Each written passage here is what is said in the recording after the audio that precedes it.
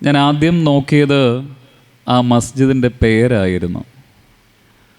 ആ ദേവാലയം പോലെ തന്നെ വളരെ മനോഹരമായ ഒരു പേരാണ് ഖിളിർ മസ്ജിദ് എന്നുള്ളത്. ഞാൻ പരിമിതമായ അറിവിലത് വായിക്കുമ്പോൾ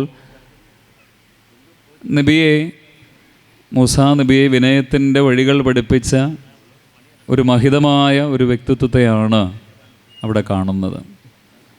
അതുമാത്രവുമല്ല, ഇവിടെ എല്ലാവരും പ്രസ്താവിച്ചതുപോലെ തന്നെ തഴവ ഉസ്താദ് എന്ന് പറയുന്ന ഞാനിപ്പോഴും പലരോടും ഇങ്ങനെ സംസാരിച്ചപ്പോൾ അദ്ദേഹത്തിൻ്റെ പല കാര്യങ്ങളും ഇങ്ങനെ കേൾക്കുവാൻ തക്കവണ്ണം ഇടയായി. എനിക്ക് ഏറെ അദ്ദേഹത്തോട് ഇഷ്ടം തോന്നിയത് അദ്ദേഹം കവിത എഴുതുന്ന ഒരാളായിരുന്നു എന്നുള്ളതാണ്. അതുകൊണ്ട് തന്നെ നിമിഷകവിയായിരുന്നു. ആശുപത്രിയിൽ കിടക്കുമ്പോൾ എഴുതിയ കവിത പോലും ഇങ്ങനെയൊന്ന് വായിക്കുവാൻ തക്കവണ്ണം ഇടയായി. അതിൻ്റെ ഞാൻ ഒരുപക്ഷെ ഇവിടെ ഇരുന്ന് ഒന്ന് കുറിക്കാൻ ശ്രമിച്ച വരികൾ അധിക സമയമില്ല എങ്കിലും വളരെ ചുരുക്കമായി ചൊല്ലിക്കൊണ്ട് ഒന്ന് രണ്ട് കാര്യങ്ങൾ മാത്രം ചുരുക്കമായി ഓർപ്പിച്ചുകൊണ്ട് ഞാൻ എൻ്റെ വാക്കുകളെ ഉപസംഹരിച്ചുകൊള്ളാം. മഴമരങ്ങൾ വഴികളിൽ നിത്യവും വലിയ തണൽമരങ്ങളാകുന്നു. മനുഷ്യരിൽ ചില മനുജർ നിത്യവും വഴികളിലെ വെളിച്ചമരങ്ങളാകുന്നു. ചില മരങ്ങൾ വഴികളിൽ പഴങ്ങളാൽ നിത്യവും വിശപ്പാറ്റുന്നു. മനുഷ്യരിൽ ചിലർ വെളിച്ചമരങ്ങളായി പകലിൽ തണലും രാവിൽ വെളിച്ചവും മനസ്സിൽ വെളിവും നിറയ്ക്കുന്നു. തഴവയുടെ മണ്ണിൽ ഖിളിർ നബിയുടെ മഹിതമാം നാമത്തിൽ പള്ളി പണിതുയർത്തി പുതിയ തലമുറയും ആ വഴിയിൽ പുതുക്കപ്പെടുമ്പോൾ ഓർത്തിടുന്നു തഴവയുടെ ഉസ്താദ് എന്ന വഴിവിളക്കിനെ, പടച്ചവൻ്റെ മനസ്സുള്ള ഒരു മനുഷ്യനെ.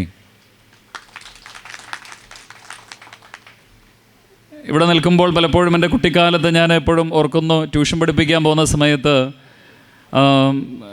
ട്യൂഷൻ വീടുകളിൽ പോകുന്ന സമയത്ത് ഒന്ന് രാജേന്ദ്രൻ ചേട്ടൻ്റെ വീട്ടിലാണ്. ഇവിടെ ഓണം വരുമ്പോൾ വലിയ സന്തോഷമാണ്. അതിനുശേഷം ഒന്ന് ജോസാറിൻ്റെ വീട്ടിലാണ്. അവിടെ ക്രിസ്മസ് ഒരു വലിയ സന്തോഷമാണ്. അപ്പുറത്ത് യൂസുഫ് കാക്കയുടെ വീട്ടിലാണ്. അവിടെയും പെരുന്നാൾ വരുമ്പോൾ വലിയ സന്തോഷമാണ്. കാരണം ആ കുഞ്ഞുങ്ങൾക്കൊക്കെ സന്തോഷമാണ്. ഇവിടെ നമ്മുടെ തൊട്ടടുത്തുള്ള അമ്മ വീട്ടിൽ കഴിഞ്ഞ മാസം പോയപ്പോഴും ഈ ഓരോ മതങ്ങളുടെയും ഉത്സവങ്ങൾ അവരുടെ വിശപ്പാറ്റുന്നത് കാണുമ്പോൾ നമ്മളുടെ മതസംസ്കാരം സമൂഹത്തിൽ എത്രമാത്രം നന്മകളാണ് ആരുമില്ലാത്തവർക്ക് നൽകുന്നത് എന്നത് നമ്മൾ നിശ്ചയമായും ചിന്തിച്ചു പോവുകയാണ്. അപ്പോൾ ഇവിടെ തഴവയിലൊരു വലിയ ഓരോ മതത്തിലും ഓരോ പാർട്ടിയിലും ഓരോ സംഘടനകളിലുമൊക്കെ ചില മനുഷ്യരാണ് വെളിച്ചമരങ്ങളാണ് എന്ന് തിരിച്ചറിയുന്നത്. അങ്ങനെയുള്ള ആ മഹിതമായ ഒരു മനുഷ്യനെ, ആ വലിയൊരു മനുഷ്യനെയാണ് നമ്മൾ പ്രത്യേകിച്ച് ഓർക്കുന്നത്. എന്താണ് ഈ സമൂഹത്തിൽ നടക്കുന്നത്, എന്താണ് നടക്കേണ്ടുന്നത് എന്നൊക്കെ എനിക്ക് മുൻപേ ആദരണീയരായ പ്രിയപ്പെട്ടവരോട് പറയുകയുണ്ടായി. ഒരുപക്ഷെ എല്ലാ മനുഷ്യരുടെ ഉള്ളിലും സ്നേഹം നിറയുമ്പോൾ, ഞാൻ ബഹുമാനപ്പെട്ട ഷാനോസിക്കയുടെ കടയിൽ നിന്ന് സാധനങ്ങൾ വാങ്ങാറുണ്ട്. ഇവിടെ ഇരിക്കുന്ന ഖദീജുദ്ദീൻ, അദ്ദേഹം ഞങ്ങൾ സംസാരിക്കാറുണ്ട്. അതുപോലെ പരിചയപ്പെട്ട ഇവിടുത്തെ പ്രസിഡൻ്റുണ്ട്, ലത്തീഫുക്കായുണ്ട്. ഇങ്ങനെ നമ്മളുടെ ജീവിതത്തിൽ നമ്മൾ മനുഷ്യരോട് എല്ലാവരോടും ഇടപെടുമ്പോൾ ഉണ്ടാകുന്നൊരു പ്രകാശം അത് വളരെ വലുതാണ്. അതെന്താണ് ആത്മീയത നമുക്ക് നൽകുന്ന എന്താണെന്ന് ചോദിച്ചാൽ ഒരുപക്ഷെ നമ്മളെ കൂട്ടിച്ചേർക്കുകയാണ്. അതാണ് ഒന്നാമതായി പെട്ടെന്ന് പറയുന്നത്. ആത്മീയത എന്നുള്ളത് അപരനെ നമ്മൾ ബഹുമാനിക്കുന്നതാണ്. ഒരിക്കൽ ആദരണീയനായ മുഹമ്മദ് നബി ഇങ്ങനെ ഒരു മനുഷ്യൻ്റെ ശവശരീരം കൊണ്ട് ആളുകൾ പോകുമ്പോൾ അദ്ദേഹം എഴുന്നേറ്റ് നിൽക്കുന്നുണ്ട്. അപ്പോൾ കൂടെയുള്ളവർ ചോദിക്കുന്നുണ്ട്, അദ്ദേഹം മറ്റു മതസ്ഥനല്ലേ? അപ്പോൾ നബി ചോദിക്കുന്നുണ്ട്, അതൊരു മനുഷ്യനല്ലേ?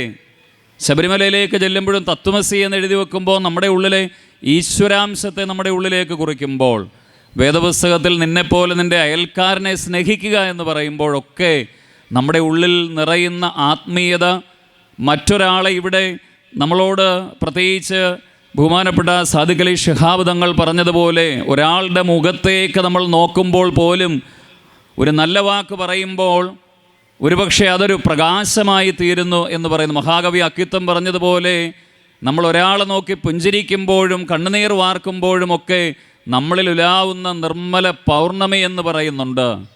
അതോടൊപ്പം തന്നെ കുമാരനാശാൻ്റെ കാര്യവും വീണപൂവിൻ്റെയും ഒക്കെ കാര്യം ഇവിടെ പറഞ്ഞു. അദ്ദേഹം പറയുന്നുണ്ട്, നമ്മൾ വഴിയിൽ കിടക്കുന്നൊരു കല്ലായി മാറരുത്, ഒരു പൂവിനെ പോലെ മണവും മധുവും മനോഹാരിതയും നമ്മൾ ഈ ഭൂമിക്ക് നൽകണമെന്നാണ് കുമാരനാശാൻ വീണുപോകുന്ന കവിതയുടെ ആഴങ്ങളിലേക്ക് നമ്മളെ കൂട്ടിക്കൊണ്ടുപോകും. അതുകൊണ്ട് എല്ലാ മതങ്ങളും അതിൻ്റെ ആഴമായ അനുഭവങ്ങളിലേക്ക് നമ്മൾ ചെല്ലുമ്പോൾ അവർ മറ്റുള്ളവരെ ബഹുമാനിക്കുവാൻ തക്കവണ്ണം നമ്മളെ പഠിപ്പിച്ചു എന്നുള്ളതാണ്. അതോടൊപ്പം അറിവ് നേടുവാൻ തക്കവണ്ണം നമ്മളെ പരിശീലിപ്പിക്കുന്നു. ഇപ്പോൾ നമ്മളിവിടെ ഈ ഭാരതത്തിൽ നോക്കിക്കേ, വേദമെന്ന വാക്ക് നോക്കുമ്പോൾ അറിവെന്നാണ് അതിൻ്റെ അർത്ഥം. ബൈബിൾ എന്ന വാക്ക് നോക്കുമ്പോൾ അതിൻ്റെ അർത്ഥം പുസ്തകമെന്നാണ്. ഖുറാൻ എന്ന വാക്കിൻ്റെ അർത്ഥം നോക്കുമ്പോൾ വായിക്കുക എന്നുള്ളതാണ്. ഒന്ന് ചേർത്ത് വായിക്കുമ്പോൾ എത്ര മനോഹരമാണ്. അറിവിനെ പുസ്തകത്തിലൂടെ നമ്മൾ വായിക്കുകയാണ്. അപ്പോൾ നമ്മൾ അറിവ് നേടുക എന്ന് പറയുമ്പോൾ അത് പുതിയ കാലഘട്ടത്തിൽ ജിതു കൃഷ്ണമൂർത്തിയുടെ ഒരു പുസ്തകത്തിൽ പറഞ്ഞതുപോലെ അറിഞ്ഞതിൽ നിന്നുള്ള ചില മോചനങ്ങൾ നമുക്ക് ഈ കാലത്ത് ആവശ്യമാണ്. പുതിയ അറിവുകൾ, യഥാർത്ഥമായ അറിവുകളിലേക്ക് നമ്മളെ കൂട്ടിക്കൊണ്ടുപോകുന്നത് ഒരുപക്ഷേ കാലത്തിൻ്റെ ആവശ്യമാണ്. ഒരു കാര്യം കൂടെ പറഞ്ഞ് ഞാൻ സമയത്തിൻ്റെ കുറവുകൊണ്ട് വാക്കുകൾ ഉപസംഹരിച്ചു കൊള്ളാം. ആത്മീയതയുടെ ഒരു എസൻസ് എന്ന് പറയുന്നത് അത് മുസ്ലിം സഹോദരങ്ങളുടെ സക്കാത്ത് എന്നുള്ളത് വളരെ ശ്രദ്ധേയമാണ്. ഒരുപക്ഷേ ദേവാലയം ഇപ്പോൾ ഇവിടെ പോയവർക്കെല്ലാം മധുരമുള്ള പായസം കൊടുക്കുകയായിരുന്നു. ഏത് മതത്തിലുള്ള ആളാണെന്ന് ചോദിച്ചില്ല. അപ്പോൾ ഏതൊരു മതത്തിൻ്റെയും ഏതൊരു പാർട്ടിയുടെയും ഏതൊരു സംഘടനയുടെയും ഒക്കെ പ്രവർത്തനങ്ങൾ എന്നുള്ളത് നമ്മളെ അലിവുള്ളവരാക്കുക എന്നുള്ളതാണ്. പ്രത്യേകിച്ച് ഈ കാലഘട്ടത്തിൽ ഹ്യൂമൻ ലൈബ്രറി എന്ന് പറയുന്നത് വളരെ ശ്രദ്ധേയമായ ഒരു കാര്യമാണ്. ഇപ്പോൾ എറണാകുളത്ത് ഹോർത്തൂസ് എന്ന് പറയുന്ന പ്രോഗ്രാം മനോരമ സംഘടിപ്പിച്ചപ്പോൾ അവിടെ ശ്രദ്ധേയമായത് ഹ്യൂമൻ ലൈബ്രറിയാണ്. നമ്മുടെ മുമ്പിൽ വരുന്ന മനുഷ്യർ ഓരോരുത്തരും വായിക്കപ്പെടുകയാണ്. ഒരുപക്ഷെ ചവറയിലുള്ള കൃഷ്ണകുമാർ എഴുതിയ പുസ്തകമാണ് ഒരുപക്ഷെ നമ്മളൊക്കെ വായിക്കേണ്ടുന്നത്. നൂറ്റാണ്ടുകളുടെ നടകളിൽ എന്ന പുസ്തകം. ഇന്നലെ സാമൂഹ്യനീതി വകുപ്പിൻ്റെ ഗവൺമെൻറ്റിൻ്റെ അവാർഡ് വാങ്ങാൻ ഞാനും പോയിരുന്നു തിരുവനന്തപുരത്ത്. അദ്ദേഹം കണ്ണുകൊണ്ടെഴുതിയ പുസ്തകമാണിത്. കണ്ണുകൊണ്ടെഴുതിയ പുസ്തകം. അവിടെ മുഹമ്മദ് എന്ന് പറയുന്നൊരു മനുഷ്യനെ പരിചയപ്പെട്ടു. മരം വീണ് അദ്ദേഹത്തിൻ്റെ ജീവിതം മരിച്ചുപോയി എന്ന് പറഞ്ഞ മനുഷ്യൻ വാഗൊണ്ട് പുസ്തകം എഴുതുകയാണ്.